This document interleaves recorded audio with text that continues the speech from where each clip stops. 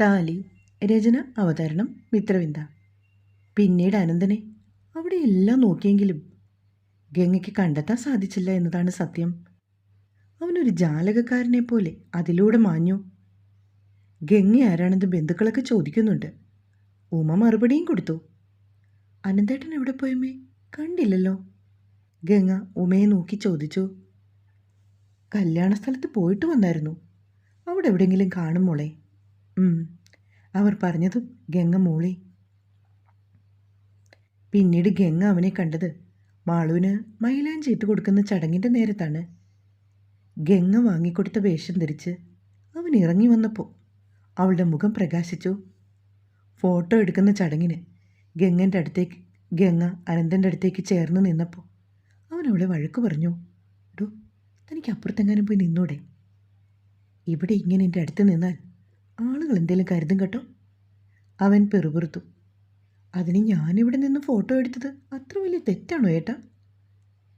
ആ മുഖത്തേക്ക് നോക്കിയതും ഗംഗയ്ക്ക് സങ്കടം വന്നു.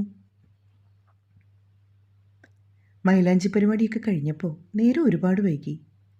മാളുവിനെ എഴുന്നേൽപ്പിച്ച് കിടക്കാനായി പറഞ്ഞു വിട്ടത് ഗംഗയാണ്. ഗംഗ, നീ ഭക്ഷണം കഴിച്ചതാണോ? അനന്തം വന്ന് ചോദിച്ചു. ഗംഗ പക്ഷേ അവനെ ശ്രദ്ധിക്കാതെ അകത്തേക്ക് കയറിപ്പോയി. എന്താടാ? ഉമയുടെ ശബ്ദം. അവൾ വല്ലതും കഴിച്ചോ? ആര്? മാളുവോ? കഴിച്ചു മോനെ. ഗംഗയോ? വീണ്ടും അവൻ ചോദിച്ചു. ഗംഗ കഴിച്ചോ ആവോ? ഞാനൊട്ട് ചോദിച്ചതുമില്ല. അലസഭാവത്തിൽ പറഞ്ഞുകൊണ്ട് അകത്തേക്ക് പോകുമ്പോൾ ആ അമ്മ ഊറി ചിരിച്ചു. മോനെ അനന്ത, എല്ലാം മനസ്സിലായി കേട്ടോ. ഒടുവിൽ അവൾ നിന്റെ മുട്ടുമടക്കിച്ചു. അമ്മ, എനിക്കിത്തിരി വെള്ളം. അനന്തം വിളിച്ചു പറയുന്നത് ഗംഗയും കേട്ടു. മോളെ, അനന്തന് കുറിച്ച് വെള്ളം കൊടുത്തേ. അമ്മ ഈ സാരിയൊക്കെ ഒന്ന് അഴിച്ചു മാറ്റട്ടെ. ഞാൻ കൊടുക്കാമേ. ഗംഗ അടുക്കളയിൽ ചെന്നിട്ട് ഒരു സ്റ്റീൽ കപ്പ് നിറയെ വെള്ളം എടുത്തു. എന്നിട്ട് അനന്തൻ്റെ മുറിയിലേക്ക് വന്നു. ദാ വെള്ളം. വേഷം മാറ്റിക്കൊണ്ടിരുന്ന അനന്തൻ ഗംഗയെ അടിമുടി നോക്കി. നിനക്കിതൊന്നും മാറണ്ടേ? അതോ ഇങ്ങനെ തന്നെ കിടക്കാനാണോ? സെറ്റ് എടുത്ത് നിൽക്കുന്ന ഗംഗയെ നോക്കി അനന്തൻ ചോദിച്ചു. അതിനു മറുപടിയൊന്നും പറയാതെ അവൾ അനന്തനെ ഒന്നു നോക്കി. എന്താ? അനന്തൻ ഗൗരവത്തിൽ പെണ്ണിനെ നോക്കി. ഒന്നുമില്ല പറഞ്ഞുകൊണ്ടവൾ തിരിഞ്ഞു. നീ വല്ലതും കഴിച്ചോ? മറുപടി പറയാവുന്ന പോകുന്ന ഗംഗയുടെ കൈത്തണ്ടയിൽ അനന്തം പെട്ടെന്ന് പിടിമുറുക്കി. ചോദിച്ച കേട്ടില്ലേ നീ? കാതോരം അവൻ്റെ ശബ്ദം. പെട്ടെന്ന് അവൾക്കൊരു പിടിച്ചിൽ പോലെ. കഴിച്ചില്ലെന്ന് ഒരു പ്രകാരത്തിൽ അവൾ പറഞ്ഞു. വാ കഴിക്കാം. അധികാരത്തോടെ അവളെയും കൂട്ടിക്കൊണ്ട് അനന്തം വെളിയിലേക്ക് ഇറങ്ങി വന്നപ്പോൾ പല മുഖങ്ങളിലും ചുളിവുകൾ വീണു. അനന്തേട്ടാ, ആളുകൾ ശ്രദ്ധിക്കുന്നു. ഗംഗ പതിയെ പറഞ്ഞു. അതിന്? കൈവിട്ടെ. അവൾ പിടുത്തം മാറ്റാൻ നോക്കിയതും അവൻ തെല്ല് ദേഷ്യത്തോടെ ഒന്നുകൂടെ അമർത്തി പിടിച്ചുകൊണ്ട് അവളെ പന്തലിൽ കൊണ്ടുപോയി ഇരുത്തി. നിനക്കെന്താ കഴിക്കാൻ വേണ്ടത്? അനന്തൻ ചോദിച്ചു. എനിക്ക് ബിരിയാണി മതി. ഒന്ന് നീട്ടി മൂളിയ ശേഷം അവൻ തന്നെ എഴുന്നേറ്റ് ചെന്ന് ബിരിയാണിയൊക്കെ എടുത്തു വന്നിട്ട് അവളുടെ മുൻപിൽ വെച്ചു. ഏട്ടൻ കഴിച്ചോ? ഇല്ല, എടുത്തിട്ട് വരാം. അനന്തൻ വീണ്ടും തിരിഞ്ഞു പോയിട്ട് ഒരു പ്ലേറ്റിൽ അവനുള്ളത് കൂടി കൊണ്ടുവന്നു. അനന്തൻ്റെ അരികിലായിരുന്നു കഴിക്കുമ്പോൾ ഗംഗയ്ക്ക് സന്തോഷം കൊണ്ട് കണ്ണു നിറഞ്ഞു പോയി. തൊണ്ടക്കുഴിയിൽ നിന്നും ഒരു വറ്റുപോലും ഇറക്കാനാവാതെ അവൾ കുനിഞ്ഞിരുന്നു. കഴിക്ക് ഗംഗ. അനന്തൻ ശബ്ദമുയർത്തിയതും ഗംഗ അവൻ്റെ മുഖത്തേക്ക് നോക്കി. അവളുടെ നിറഞ്ഞ മിഴികൾ കണ്ടപ്പോൾ അനന്തനും ഒന്ന് പകച്ചു. എന്തു പറ്റി നിനക്ക്? ഒന്നുമില്ല.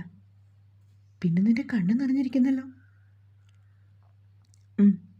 ഒന്നുമില്ല. അവളെ വിക്കി. കഴിക്ക് പെണ്ണേ, എന്നിട്ട് പോയി കിടന്നുറങ്ങാൻ നോക്ക്. നാളെ സുന്ദരിയായിട്ട് അണിഞ്ഞൊരുങ്ങി വരേണ്ടതല്ലേ? അവൻ ചോദിച്ചതും ഗംഗ വീണ്ടും ആ മുഖത്തേക്ക് നോക്കി. അനന്തൻ്റെ പെണ്ണ് സുന്ദരിയാണെന്ന് എല്ലാവരും പറയണമെങ്കിൽ നീ നേരത്തെ പോയി കിടന്നുറങ്ങാൻ നോക്ക്. അനന്തൻ്റെ പെണ്ണ്, ആ ഒരു വാചകത്തിൽ കുരുങ്ങിക്കിടക്കുകയാണ് അവളുടെ മനസ്സപ്പോഴും. എന്താ? അവൾ പതിയെ ചോദിച്ചു. വാരി കഴിക്കടി. അവൻ ഗൗരവം പൂണ്ടു. ചിരിയോടെ ഗംഗ വേഗം തന്നെ ഭക്ഷണം കഴിച്ചു തീർത്തു. കൈ കഴുകാൻ വേണ്ടി പോയപ്പോൾ അനന്തനും അവളുടെ പിന്നാലെ ഉണ്ടായിരുന്നു. അവൻ്റെ വയറ്റിൽ ചെറുതായി ഒരു ഇടിവെച്ച് കൊടുത്ത ശേഷം ഗംഗ ആ മുഖത്തേക്ക് നോക്കി. അതേ, ഞാൻ വാങ്ങിത്തന്ന ഷർട്ടും മുണ്ടും ഇട്ടുകൊണ്ട് വേണം നാളെ കല്യാണത്തിന് ഇറങ്ങാൻ. അവൾ പറയുകയാണ്. ശബ്ദത്തിൽ ഇത്തിരി അധികാരവും കുസൃതിയും കുറുമ്പും ഒക്കെ ഇടകലർന്നു. നീ ഇന്ന് റൂമിലേക്ക് വന്നിട്ട് പോയിക്കോ. അനന്തം പറഞ്ഞപ്പോൾ പെണ്ണിന് വീണ്ടും സംശയം. എന്താ ഏട്ടാ? ഒന്നുമില്ല, നീ വന്നിട്ട് പോയിക്കോ. അവൻ മുന്നേ കയറിപ്പോയതും ചെന്നുപെട്ടത് ഉമ്മയുടെ മുന്നിലേക്ക്. മക്കൾ രണ്ടുപേരും മുന്നിലും പിന്നിലുമായി കയറി വരുന്നത് കണ്ടതും ഉമയുടെ മിഴികൾ പ്രകാശിച്ചു. പെട്ടെന്ന് അകത്തേക്ക് കയറുവാൻ ഭാവിച്ച അനന്തൻ്റെ മുൻപിൽ തടസ്സമായി ഉമ നിന്നു. എടാ മോനെ, ഞാൻ നാളെ എല്ലാവരോടും പറഞ്ഞോട്ടെ, അനന്തൻ്റെയും ഗംഗയുടെയും കല്യാണം ഉടനെ ഉണ്ടെന്ന്. അമ്മ പോയി കിടന്നുറങ്ങാൻ നോക്ക്. അനന്തൻ ധൃതിയിൽ അകത്തേക്ക് പോയി. പിന്നാലെ ഗംഗയും. മുറിയിലെത്തിയ ശേഷം അനന്തൻ തിരിഞ്ഞു നോക്കിയപ്പോൾ ഒരു പൂച്ചക്കുഞ്ഞിനെ പോലെ പമ്മി പമ്മി ഗംഗയും അവൻ്റെ മുറിയിലേക്ക് വന്നു. അവൾ കയറിയതും അനന്തൻ വാതിലടച്ച് കുറ്റിയിട്ടു. ഗംഗ ഒന്ന് പകച്ചുകൊണ്ട് ചുവരിലേക്ക് ചേർന്നു നിന്നു. വലങ്കൈ ചുവരിലേക്ക് ഊന്നിക്കൊണ്ട് അനന്തൻ ഗംഗയെ നോക്കി. ആ നോട്ടം നേരിടാനാവാതെ അവളുടെ മിഴികൾ താണുപോയി. എന്താടി, നിനക്ക് നാണം വന്നോ? അവൻ്റെ ഒട്ടും മാർദ്ദവുമല്ലാത്ത വാക്കുകൾ കേട്ടതും ഞെട്ടലോടെ അവൾ മുഖമുയർത്തി അവനെ നോക്കി. നിനക്കെന്താ ഇത്ര ഇളക്കം? ആരെ കാണിക്കാനാണ്? അവൻ പിന്നെയും ചോദിച്ചതും ഗംഗ കരയാൻ തുടങ്ങി.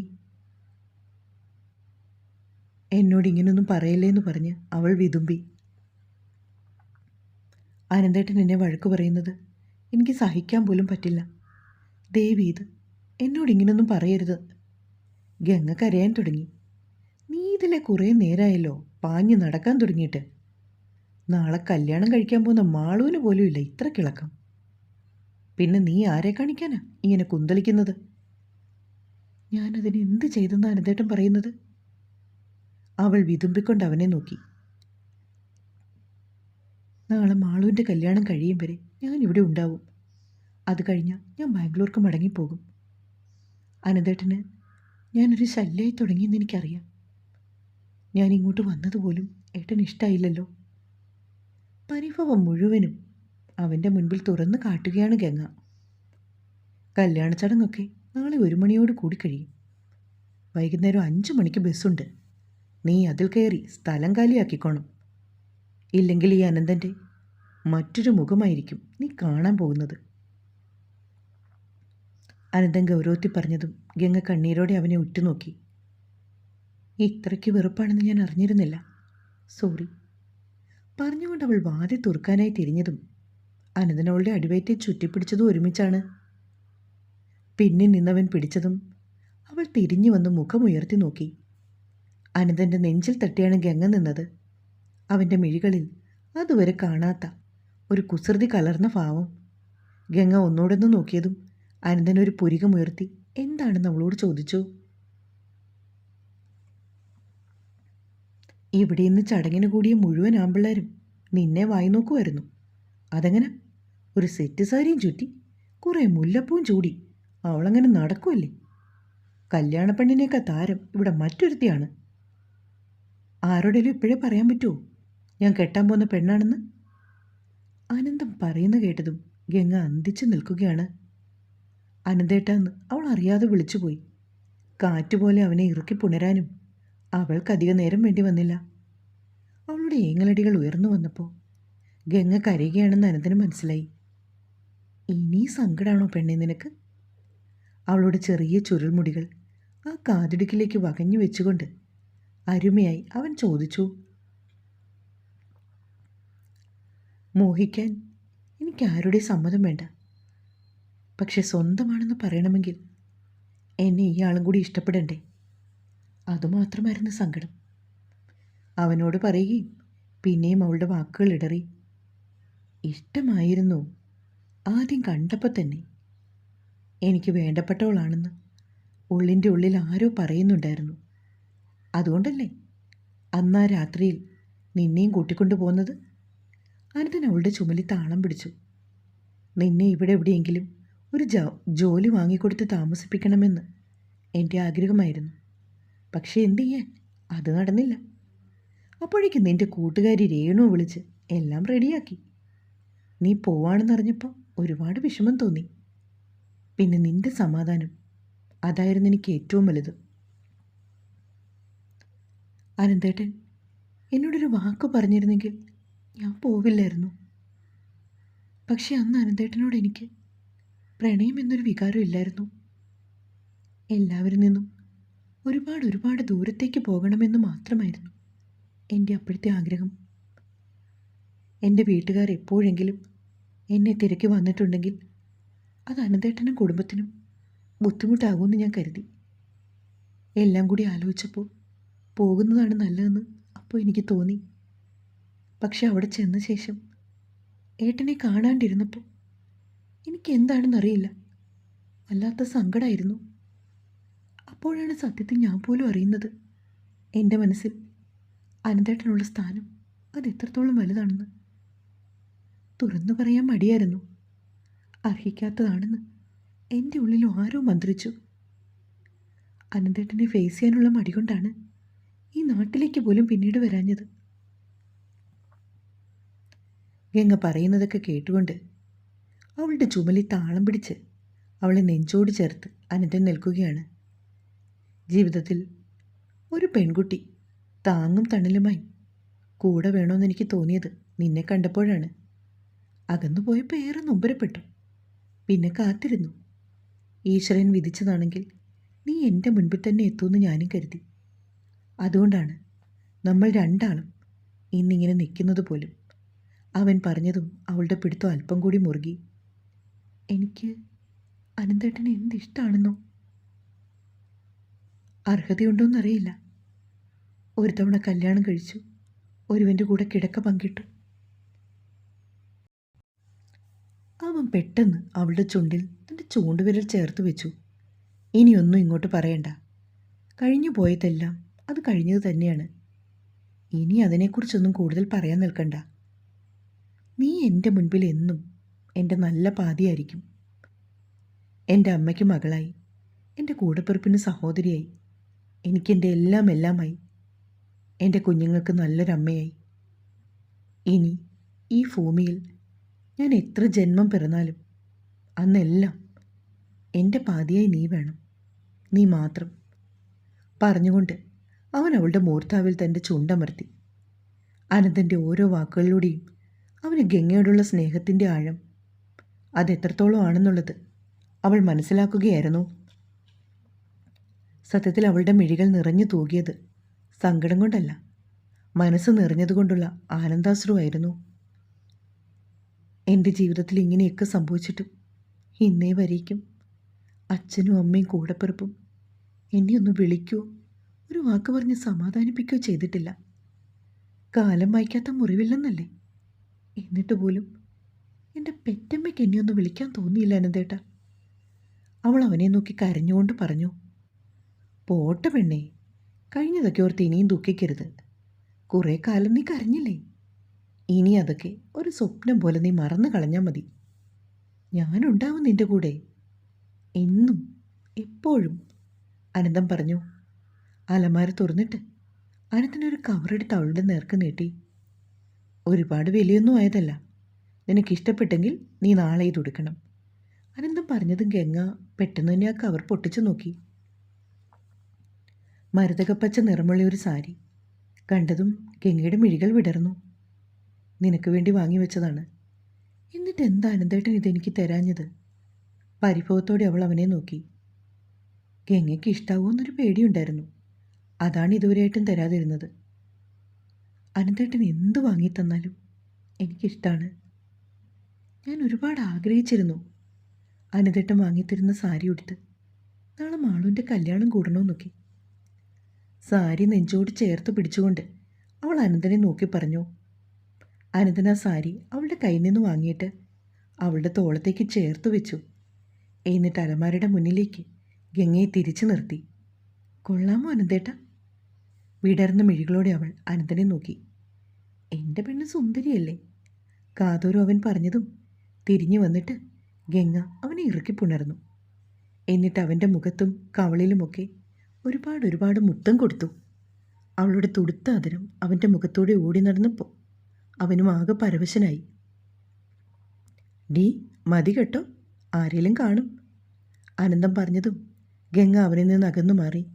തൻ്റെ ചുണ്ടൊന്ന് കൈകൊണ്ട് തുടച്ചിട്ട് ആ മുറിയിൽ നിന്ന് അവൾ ഓടിയകന്നു. ഒരുപാട് സന്തോഷത്തോടെയും സമാധാനത്തോടെയുമാണ് അനന്തനും ഗംഗയും അന്ന് രാത്രി കിടന്നുറങ്ങിയത്. ഇരുവരുടെ ഉള്ളിലുള്ള വികാരങ്ങൾ പരസ്പരം പങ്കുവച്ചതുകൊണ്ട് വല്ലാത്തൊരു ആത്മനിർവൃതിയായിരുന്നു. അടുത്ത ദിവസം കാലത്തെയാണ് എല്ലാവരും ഉണർന്നു. മാളുവും അനന്തനും കൂടി അമ്പലത്തിൽ പോയി വന്നു.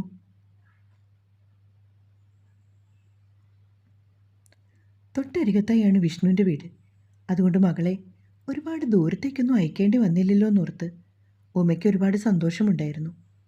ബ്യൂട്ടി പാർലറിൽ മാളുവിനോടൊപ്പം ഗംഗയും പോയി.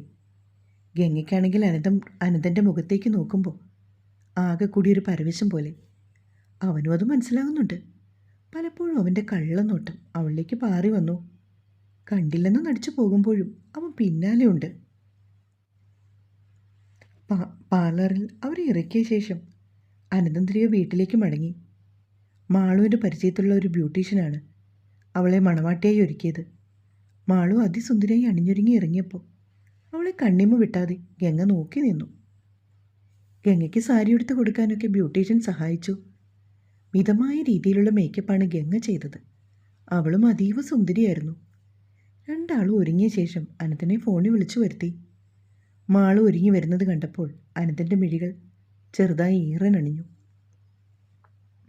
കൊള്ളാമോ ഏട്ടാ? മാളു ചോദിച്ചതും അവൻ സൂപ്പറായിട്ടുണ്ടെന്ന് അവളെ കൈകൊണ്ട് കാണിച്ചു. എന്നിട്ട് പെങ്ങളൂട്ടിയെ അവൻ തന്നിലേക്ക് ചേർത്ത് പിടിച്ചു. അപ്പോഴാണ് ഗംഗയുടെ വരവ്. അനന്തൻ വാങ്ങിക്കൊടുത്ത സാരിയൊക്കെ ഉടുത്താണ് ഗംഗ വന്നത്. തൻ്റെ പെണ്ണിനെ കൊതിയോടെ അവൻ നോക്കുന്നത് കണ്ടതും അവളുടെ മുഖത്ത് നാണം വിരിഞ്ഞു. മാളു കാണാതെ അനന്തൻ്റെ കൈത്തണ്ടയിൽ അവൾ ചെറുതായി ഒന്ന് നഖം താഴ്ത്തി. അനന്തേട്ടന് ഇഷ്ടായോ? അവൾ അവന് കേൾക്കാൻ പാകത്തിന് ശബ്ദം താഴ്ത്തി ചോദിച്ചു. ഒരുപാട് ഒരുപാട് ഒരുപാട്. എൻ്റെ പെണ്ണല്ലേ ഏറ്റവും സുന്ദരി. അവൻ പറഞ്ഞതും അവളുടെ കവളിൽ അരുണ ശോഭയാർന്ന തിളക്കം. ഡി, ഇങ്ങനെ തുടുത്തു നിൽക്കാതെ പോയി വണ്ടി കയറി. അനന്തം പേടിപ്പിച്ചതും ഗംഗ ഓടിച്ചെന്ന് കാറിൽ കയറി. വീട്ടിലെത്തിയതും ഉമ്മ മക്കളെ കാത്തു പഠിക്കൽ നിൽപ്പുണ്ട്. മകളെ വിവാഹവേഷത്തിൽ കണ്ടതും അവർക്കും സന്തോഷം കൊണ്ട് കണ്ണൊക്കെ നിറഞ്ഞു. അനന്തനോടൊപ്പം കയറി വരുന്ന ഗംഗയെ കണ്ടതും ഉമ്മ അവളെ നോക്കി പുഞ്ചിരിച്ചു. പിന്നീട് ഓരോരോ ചടങ്ങുകളായിരുന്നു. ദക്ഷിണ കൊടുക്കൽ. കുടുംബത്തിലെ മുതിർന്ന ആളുകൾക്കൊക്കെ മാളു ദക്ഷിണ കൊടുത്തു. അനന്തനോട് ദക്ഷിണ മേടിച്ചപ്പോൾ അവൾ ഏട്ടനെ കെട്ടിപ്പിടിച്ച് കരഞ്ഞുപോയി. അത് കണ്ടതും എല്ലാവർക്കും സങ്കടം. അനന്തൻ പെങ്ങൾക്കൊരു മുത്തമൊക്കെ കൊടുത്ത് അവളെ ചേർത്ത് പിടിച്ചു. അതും കഴിഞ്ഞവൻ ഗംഗയെ ഉറക്ക വിളിച്ചു. പിന്നിലായി നിൽക്കുകയാണവൾ. എന്താ അനന്തേട്ടാന്ന് ചോദിച്ചുകൊണ്ട് അവൾ അനന്തൻ്റെ അരികിലേക്ക് വന്നു. ഗംഗയ്ക്ക് ദക്ഷിണ കൊടുക്കുമോളെ, അനന്തൻ മാളുവിനോട് പറഞ്ഞു. ചേച്ചിയെ ഞാൻ വിളിക്കാൻ തുടങ്ങുമായിരുന്നു, അപ്പോഴാണ് അനന്തേട്ടൻ വിളിച്ചത്. മാളു കണ്ണീർ തുടച്ചുകൊണ്ട് അവളോട് പറഞ്ഞു. ഇങ്ങനെ കരയാനാണെങ്കിൽ പിന്നെ നീ എന്തിനാ ബ്യൂട്ടി പാർലറിൽ പോയി ഒരുങ്ങിയത് എന്ന് ചോദിച്ച സ്നേഹത്തോടെ ഗംഗ അവളെ ശാസിച്ചു. എന്നിട്ട് അവളും മാളുവിനെ കെട്ടിപ്പിടിച്ച് ഉമ്മയൊക്കെ കൊടുത്തു. ഏറ്റവും അവസാനം ഉമ്മയ്ക്ക് ദക്ഷിണ കൊടുത്തതും മാളു കരയാൻ തുടങ്ങി. എന്നാൽ ഗംഗ അവളെ വഴക്കു പറഞ്ഞു. മാളു, നീ കരഞ്ഞുകൊണ്ട് മാത്രം ഇറങ്ങിപ്പോകാൻ കിലോമീറ്ററുകൾക്കപ്പുറത്തൊന്നുമല്ല നിന്നെ വിവാഹം കഴിച്ചയക്കുന്നത്. മാളുവിനെ നോക്കി ഗംഗ കണ്ണുരുട്ടി. ഗംഗ പറയുന്ന കേട്ടതും മറ്റുള്ള കുറച്ച് ആളുകളും അത് ശരിവെച്ചു. 10 മിനിറ്റ് കൊണ്ട് വിഷ്ണുവിൻ്റെ വീട്ടിലെത്താം. പിന്നെ എന്തിനാ മാളു കരയുന്നത്? സുശീലപ്പച്ചിയും സജീവമ്മാവിനും അമ്മായിയും ഒക്കെ ചിരിയോടെ പറഞ്ഞു.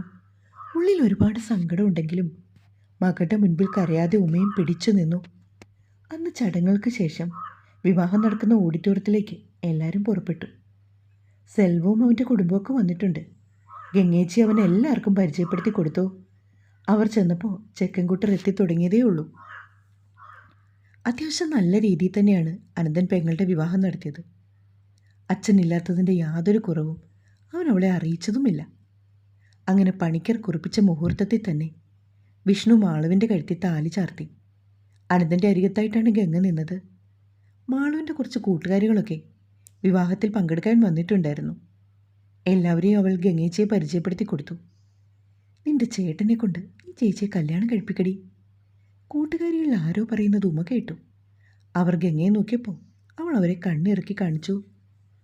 ഫാമിലി ഫോട്ടോ എടുത്തപ്പോൾ അനന്തൻ മനഃപൂർവ്വം ഗംഗയെ അരികത്തായി നിർത്തിയത്. ബന്ധുക്കളിൽ പലരിലും മുറുമുറുപ്പുയർന്നു. വിഷ്ണുവും ഗംഗയോട് സംസാരിച്ചു. കൂടാതെ അവൻ്റെ അമ്മയ്ക്ക് ഗംഗയെ പരിചയപ്പെടുത്തി കൊടുത്തു. 2:30 പെണ്ണും ചെറുക്കനും ചെക്കൻ്റെ വീട്ടിലേക്ക് പുറപ്പെടേണ്ട സമയം. ഇറങ്ങാൻ സമയമായിന്ന് കാരണവന്മാരിൽ ആരോ പറഞ്ഞതും മാളുവിന് വല്ലാത്തൊരു പരിഭ്രമം. അവളുടെ മുഖമൊക്കെ വല്ലാണ്ടായി. അനന്തനത് മനസ്സിലാക്കുകയും ചെയ്തു. അവർക്ക് പോകാനുള്ള കാർ വന്ന് അരികിലായി നിന്നതും മാളു അമ്മയെ ഒന്ന് നോക്കി.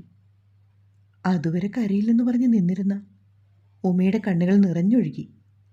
അതുപോലെ തന്നെ മാളുവിൻ്റെയും. അനന്തം വന്നിട്ട് വിഷ്ണുവിൻ്റെ കയ്യിലേക്ക് അവളുടെ കൈ പിടിച്ചു കൊടുത്തു. വിഷ്ണുവേ, ഇവളെ കരയിപ്പിക്കാതെ കൊണ്ടുപോണേ.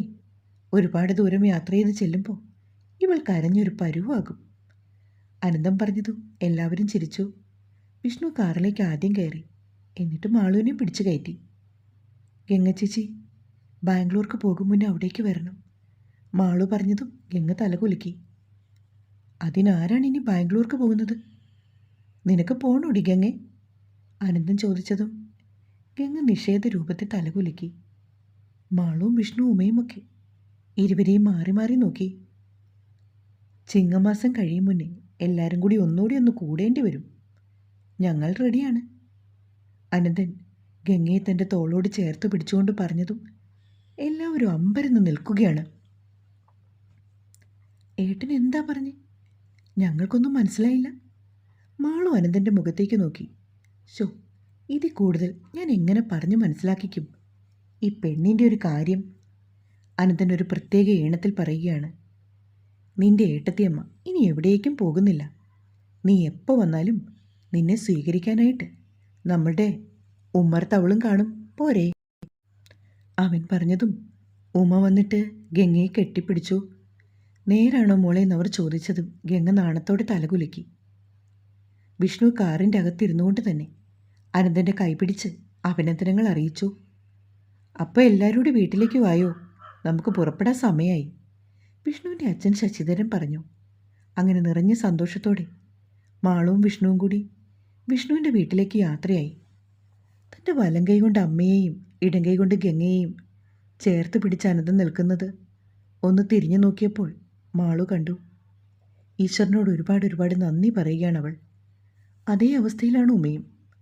തങ്ങളുടെ മക്കൾക്ക് രണ്ടാൾക്കും നല്ലൊരു ജീവിതം കൊടുക്കണേ എന്ന് ഉമ സർവശക്തനായ ഭഗവാനോട് പ്രാർത്ഥിച്ചു. 2 ആഴ്ചയ്ക്ക് ശേഷം ഇന്നായിരുന്നു അനന്തൻ്റെയും ഗംഗയുടെയും വിവാഹം. കുടുംബത്തിലെല്ലാവരും വീണ്ടും എത്തിച്ചേർന്നു. മാളവും വിഷ്ണുവും ഒക്കെയുണ്ട്. എല്ലാവരും അതീവ സന്തോഷത്തിലാണ്. ഉമയാണെങ്കിൽ സ്വന്തം മകളെപ്പോലെ ഗംഗയെ ചേർത്ത് പിടിച്ചുകൊണ്ടാണ് നടപ്പ്. അനന്തനും ഗംഗയും വിവാഹം കഴിച്ചപ്പോൾ ഏറ്റവും സന്തോഷിച്ചത് സെൽവമാണ്. അത്താഴമൊക്കെ കഴിഞ്ഞ് കുറേ നേരം അവരോടൊക്കെ സംസാരിച്ചിരുന്നിട്ടാണ് സെൽവം യാത്ര പറഞ്ഞു പോയത്. മോളെ, നേരം 10 മണിയായി, നീ ഇനിപ്പോയി കിടന്നോളൂ. ഉമ പറഞ്ഞതും ഗംഗ അനന്തൻ്റെ മുറിയിലേക്ക് പോയി. അനന്തനാണെങ്കിൽ കുളിക്കുമായിരുന്നു.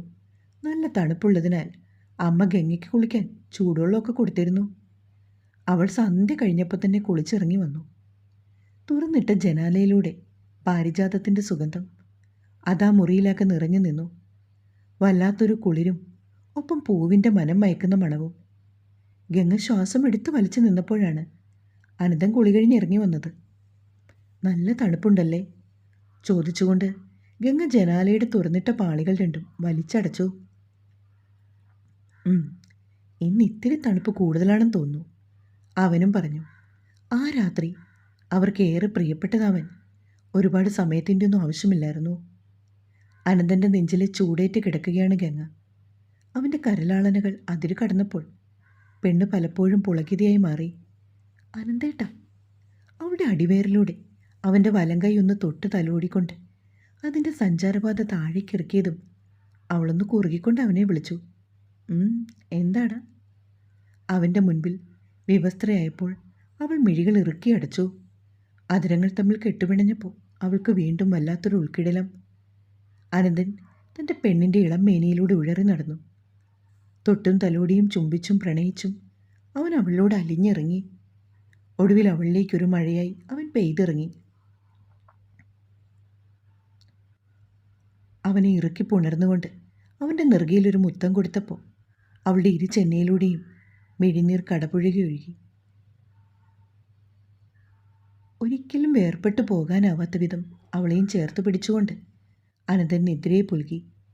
അവനോടൊപ്പമുള്ള സന്തോഷകരമായൊരു ജീവിതം സ്വപ്നം കണ്ട് അവളും ആ നെഞ്ചിൽ തല ചായ്ച്ച് കിടന്നു. നിങ്ങൾക്ക് ഈ കഥ ഇഷ്ടമായോ? കമൻറ്റ് ചെയ്യണേ. ഒപ്പം നമ്മുടെ ചാനൽ ഒന്ന് സബ്സ്ക്രൈബ് ചെയ്യണേ. സ്നേഹത്തോടെ മിത്രവിന്ദ.